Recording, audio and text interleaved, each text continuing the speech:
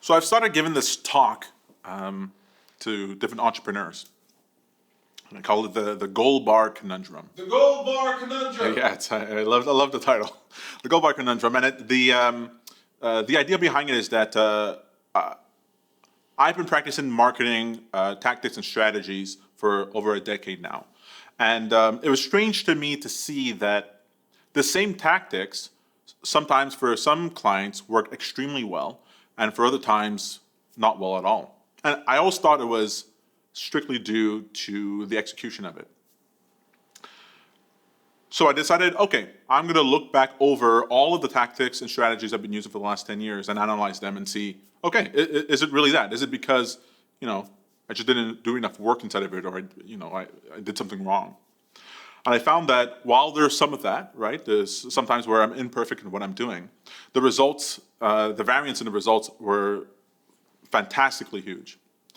And after doing some more research, I realized that it is it's a timing issue. Like Bill Grossman, he a serial entrepreneur, very famous entrepreneur, talks about this, that timing is the most important thing for any company in order to succeed. And what does this mean? It means that the company is trying to solve a problem, right? You're trying to solve a problem as an entrepreneur. And you're trying to do your best in order to solve this problem, but you're maybe not everyone is prepared right then in order to jump on your idea. Maybe you're ahead of the game. And a lot of companies, a lot of startups, a lot of new entrepreneurs, they're in it, let's say, for a year or two, and then they're pursuing their idea for a year or two, and then they stop. And then let's say the following year, a new company comes out that is exactly their idea, and they take off. Well, it's because they were there at the right time, right? The population, the demographics that you want to serve that have this problem, they need to be sort of ready. There's a moment that happens where it clicks, where they see not only the problem, but you offering the solution, or anyone who offers a solution for it. And so it's more important that whatever marketing tactics or strategies that you use, that you're around for as long as possible doing these things so that you can catch the wave when it comes your way, right? It's how long you're there. Investments are the same sort of thing. Like you could hold a stock inside of a company and it might not do anything for years, but and then you might sell it thinking, okay, nothing's going to happen, and then 6 months later it shoots up 300%. Well, if you just held out longer, if you had more patience, if you're there longer, then you can take advantage of good news when it happens. So timing is the big issue. And the thing that affects timing the most is how much time, effort, and money can you put into whatever it is that you're doing, right? Because let's say you're approaching an idea that you're trying to do. Let's say you started an e-commerce store, right? You're selling things online. Well, if you have a cost to this e-commerce store, and you have a cost to the inventory, and you have a cost to you not doing some other job that you might be doing, well, there's a daily amount that you're spending that it costs for you to continue doing this thing.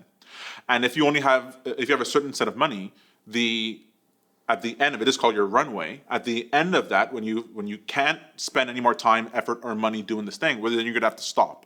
So you're not necessarily there for the time to catch the wave, right? You're hoping the wave happens within your time frame, but it might not happen there.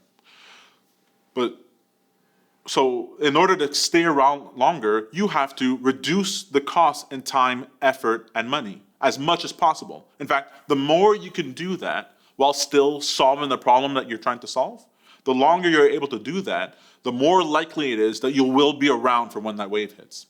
Does that make sense? Yeah, that makes a lot of sense. Yeah. So you wanna do the least you can do, and then later on it generates the most amount of gain. So you're kind of like the tortoise and the hare. You're trying to just stay in it longer. It's the tortoise and the hare. The tortoise is about perseverance against someone else who quits. So there's a little bit of that.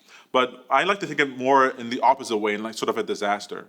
Like you are preparing for an event that's coming. Let's say you're preparing for a storm or a tornado.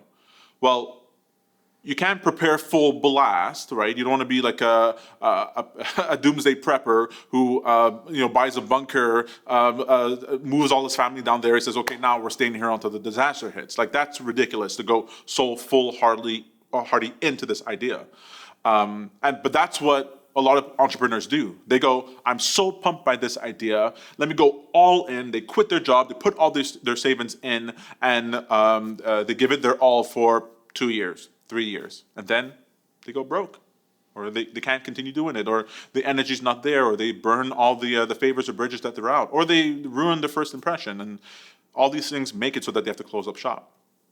If ever you've seen Shark Tank or Dragon's Den, you'll notice there's a lot of these people who out there who put all they have inside of it. And a piece of advice that you'll see come back again and again, it's, hey, keep doing this on the side. Just keep doing it on the side, and eventually you might make enough money and you might gain enough traction in order to do this full time. But don't jump into it wholesale.